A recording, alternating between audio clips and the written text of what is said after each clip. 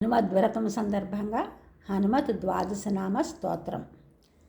హనుమానంజనాసూను వాయుపుత్రో మహాబల రామేష్ట పల్గుణసఖ పింగాక్షో అమితవిక్రమ ఉదధిక్రమణశ్చేవ సీతాశోక వినాశన లక్ష్మణ ప్రాణదాతా చ దశగ్రీవస్య దర్పః ద్వాదశైతాని నామాని కపీంద్రస్య మహాత్మనః స్వాపకాలే పఠేన్నిత్యం యాత్రాకాలే విశేషతః తస్య మృత్యుభయన్నాస్తి సర్వత్ర విజయీ భవేత్.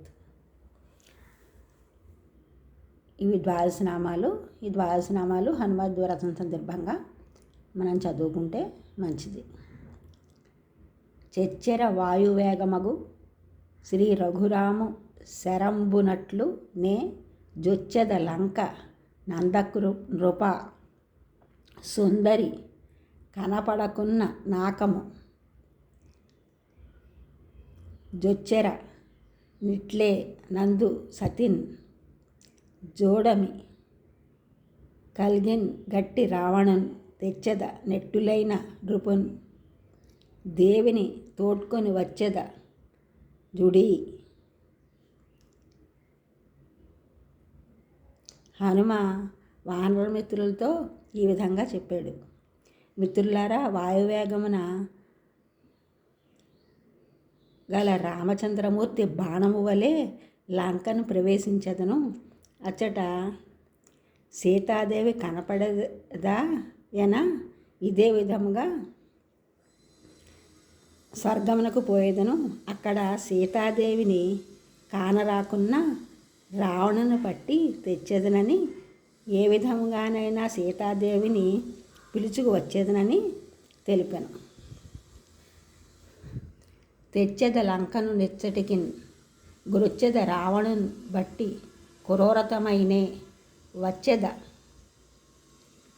సెలవిచ్చెదరే హెచ్చెదన్ కృతకృత్యతను కపీశ్వరులారా, వానర శ్రేష్ఠులారా, నేనొకడినే సీతాదేవిని లంకయందు వెదుకగా జాగు అయినట్లుండిన ఎడల లంకనే ఇచ్చడికి తెచ్చేదను.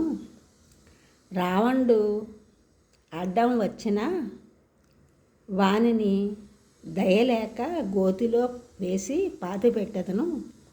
పోయి వచ్చేదను, ఎటులైనను కార్యము సాధించి వచ్చేదను.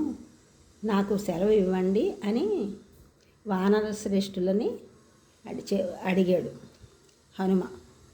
ఆ విధంగా కార్యసిద్ధి కొరకు వారి వద్ద సెలవు తీసుకుని సీతను వెతకడానికి లంకకు బయలుదేరాడు హనుమ.